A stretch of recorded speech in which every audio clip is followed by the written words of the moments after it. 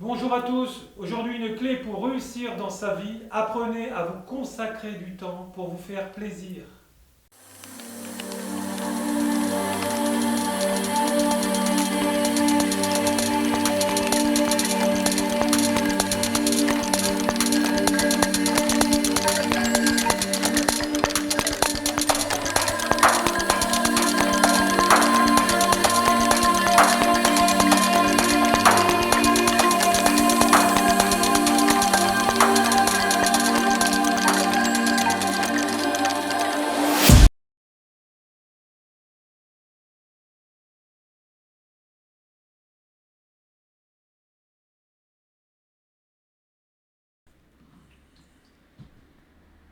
Bonjour à tous, aujourd'hui nous allons voir donc comment atteindre la capacité de la résilience.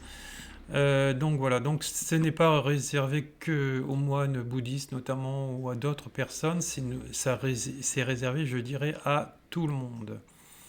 Donc dans un premier temps, nous allons voir donc la définition de qu'est-ce que c'est quelqu'un de résilient et comment l'atteindre. Alors comment atteindre la résilience, la capacité à surmonter les chocs traumatiques. C'est quoi une personne résiliente? Il s'agit d'une qualité ou d'un trait de caractère qui permet à une personne de savoir résister à des chocs désagréables ou traumatiques en vue de retrouver son équilibre et de poursuivre son chemin. C'est-à-dire que voilà, donc quand on a cette capacité-là, on ne va pas prendre le choc, on va le percevoir en épreuve et non en fataliste, et donc on va s'en détacher, et donc le trauma n'aura pas le temps de s'installer. S'il y a un trauma, il faudra faire un recouvrement d'âme chamanique. Donc les recouvrements d'âme existent que dans le chamanisme, il faut se savoir, parce que beaucoup de professions essayent maintenant de surfer un peu sur cette mouvance du chamanisme en disant que ils font ça aussi, mais voilà, ça peut s'appeler autrement, mais ça s'appelle sûrement pas recouvrement d'âme, hein, ou recollement d'âme. C'est-à-dire qu'on va les récupérer les fragments d'âme des traumas et on va les réparer pour les réintégrer dans la personne, puisqu'il y a une dislocation, et vu qu'on a été séparé de ce trauma, et donc forcément on n'est plus nous-mêmes, il nous manque une partie de nous. C'est pour ça que les gens, quand ils ont eu beaucoup de traumas, bah, sont bizarres, décalés, font toujours les mauvais choix, souvent, très souvent les mauvais choix. Et donc, il faut recoller, recouvrer, réparer, soigner, guérir. Bon, bien sûr, il faut choisir le bon chemin et la bonne personne avec qui on fait partie de notre vie. Et ça, il n'y a qu'avec une personne vraiment éveillée, une vieille âme, qu'on peut atteindre cette résultante et avoir ce chemin tracé ouvert, et cette personne nous aidera aussi à nous réaliser nous-mêmes et professionnellement et dans tous les secteurs de notre vie.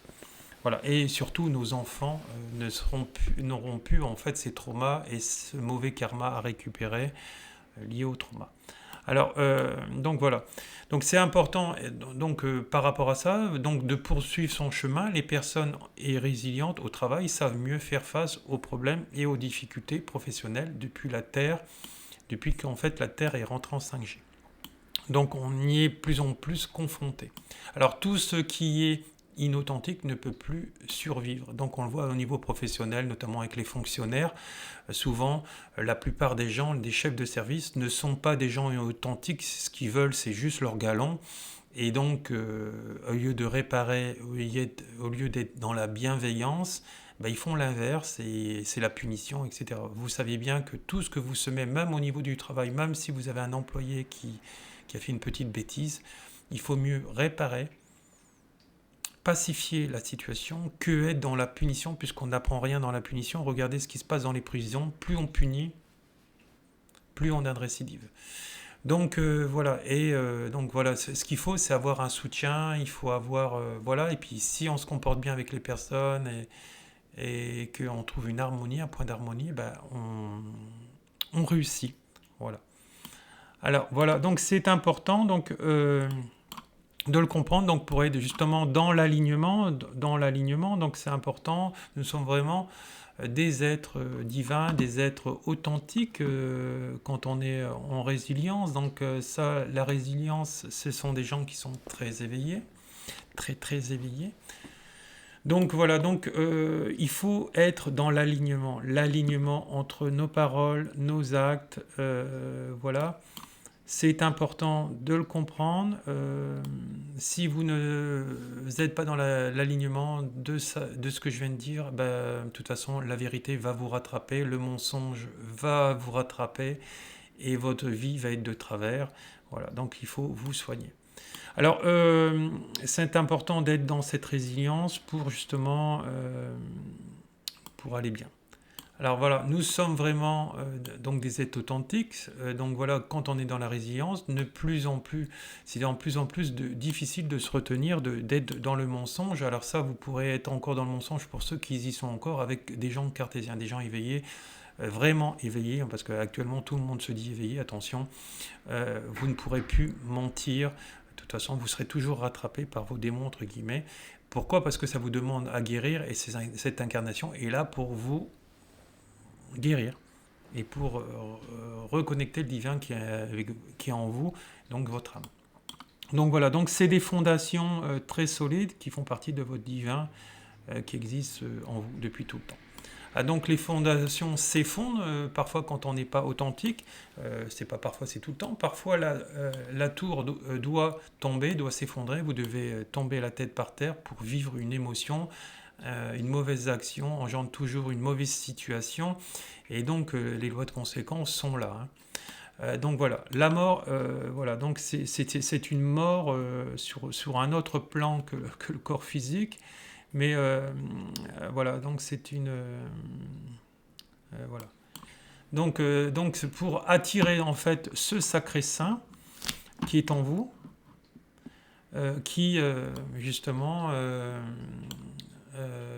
demande une libération. Donc la mort est tout aussi sacrée, sainte et naturelle. Voilà, donc je vous demande justement, pour ceux qui le veulent bien sûr, justement de vous interroger sur ce qui s'est passé dans votre vie et pourquoi vous en êtes là maintenant. Il n'y a pas de hasard que vous avez eu toutes ces problématiques. Si vous avez eu toutes ces problématiques et que votre vie est chargée, c'est parce que vous êtes très mal comporté dans vos incarnations précédentes. Donc maintenant, ça demande la réparation. La réparation, elle sera plus facile avec un conjoint qui sera dans l'éveil spirituel, qui sera très éveillé, qui sera une vieille âme. Voilà. Elle peut vous être portée que du bénéfice. Voilà. Donc, restez dans le naturel, puisqu'on y est depuis la naissance. Nous n'avons jamais été censés rester stagnants, puisqu'on est dans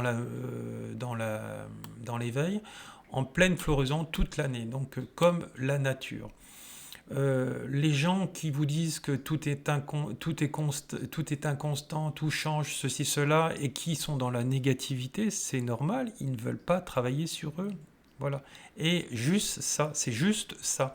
Ils vont vous dire tout est inconstant, tout est impermanent, ceci. Ils vont vous parler du bouddhiste parce que eux sont justement dans l'inconstance, donc dans la blessure et donc dans l'entretien de cette blessure. Donc ils vont passer de homme à homme. Si c'est dans une relation, une femme elle va prendre un homme, elle va prendre un autre parce qu'il a vu clair dans son jeu, etc. Plutôt que se remettre en question. Donc la fuite, n'oubliez pas, ne vous réalisera jamais tout, ne réalisera jamais vos projets. Il n'y a qu'un travail sur soi qui peut vous l'accorder. Alors, c'est contre nature, c'est contre en fait toute la nature. Nous sommes des êtres en constante évolution, donc vivant dans un monde en constante évolution. Le changement est notre état naturel, depuis bien sûr un changement positif, pas un changement négatif comme je viens de vous dire avec cette personne comme je vous ai cité. Voilà. Alors, depuis quelque temps, il semble que quelque chose essaie d'attirer notre attention pour nous arrêter, pour nous réveiller, pour nous briser, alors pour nous briser non, c'est pas le bon terme, pour nous faire travailler, pour nous ouvrir, pour nous aider à nous rappeler que nous sommes et pourquoi nous sommes venus, pour nous connecter à notre noyau, à notre essence divine, à notre âme, pour nous inciter à bâtir notre vie sur des fondations inébranlables, des fondations durables, fondations congruentes, fondations intérieures, pour nous ramener encore et encore à la terre les uns les autres, nous-mêmes, trouver le courage d'abandonner la vie ou le monde que nous avons consciemment créé et effrayant. Ça vient de nos parents, de notre éducation, de l'école et de la société aussi. Et puis après, on n'a fait que reproduire ce qu'on nous avait appris, mais il faut apprendre à désapprendre. Voilà, donc libérer libérer ce que nous pensions, ce que nous croyons. Voilà, c'est ce qu'on appelle les croyances limitantes. Libérer qui nous pensions être autrefois pour nous abandonner à ce que nous devons et déconcertant. Donc voilà, arrêtez d'être égoïste, arrêtez de penser qu'à vous, à votre bien-être, à votre satisfaction, à votre jouissance. Pensez aussi à l'autre qui vous aime, respectez-le. C'est important. Si vous voulez réussir, si vous êtes encore là, c'est que vous avez décidé de choisir le chemin du moins juste et donc de la souffrance. Le monde ne fait pas, tout le monde ne le fait pas, mais vous n'êtes pas tout le monde, hein. Aucun de nous ne l'est. Alors oui, le changement fait peur, mais il est la seule action libératrice constante dans la vie, dans un alignement de courage, d'action respectueuse et de vérité seulement. À ce moment-là, on réussira dans la vie. Voilà, donc il n'y a pas d'autre choix, c'est la voie du juste, la voie du milieu. C'est important que comment vous sachiez tout ceci.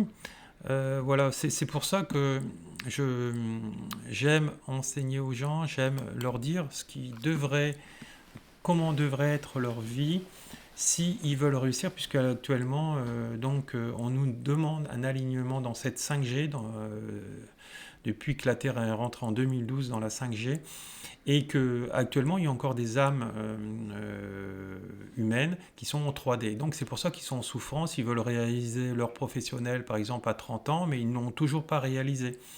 Hein, voilà, où ils vivent encore chez papa, maman, et puis après ils voudraient gagner de l'argent, mais après ils sont encore tributaires de leurs parents qui les traitent mal, qui les humilient, qui en font des esclaves quelque part, et qui ne sont pas dans la réalisation de ça. Donc si vous voulez sortir de ces cercles vicieux, de ces cercles égrégoriques,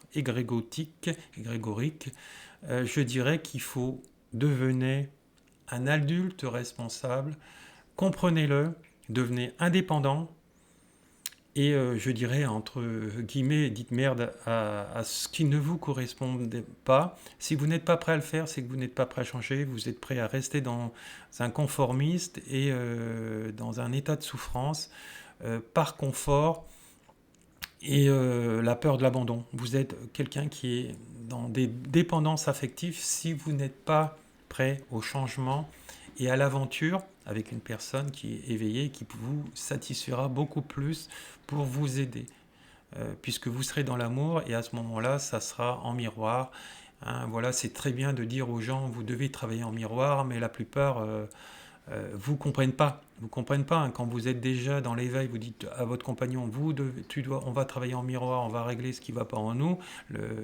La plupart du temps, l'homme en face, ou la femme va dire oui, oui, pour te faire plaisir, parce qu'elle veut te garder auprès de toi, garder ton enfant auprès de lui.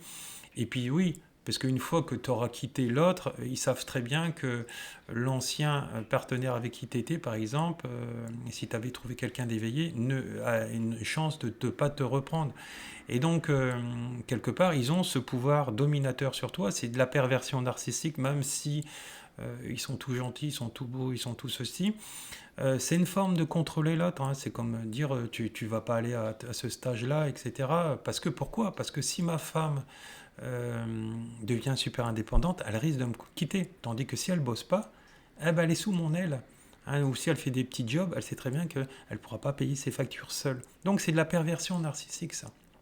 Donc, osez briller, osez être un adulte, osez dire merde, osez de faire ce que vous voulez faire, et soyez dans le changement. Hein. Dans le changement durable, ça veut dire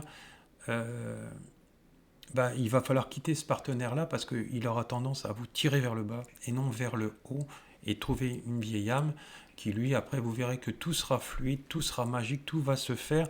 Mais quelque part, il faudra que vous l'écoutiez aussi comme un mentor, comme un enseignant, et mettez ensemble tous ces prérequis dans la vie et avancez ensemble en miroir, en vous parlant, et faites ces choses-là. Vous verrez que la vie est beaucoup plus facile et vous réussirez. Voilà, dans toutes vos insatisfactions, dans tout, vous voulez être une femme ou un homme indépendant, faites ça, vous verrez. Si vous restez dans l'ancien, ça ne fait pas avancer. L'ancien ne fait pas avancer, il fait que stagner. Voilà, je vous remercie. Si vous voulez me joindre sous cette vidéo, vous aurez tous les éléments pour pouvoir me joindre pour des formations, conférences, stages en développement personnel. Voilà, je vous souhaite un bon week-end à tous, beaucoup d'amour. Au revoir.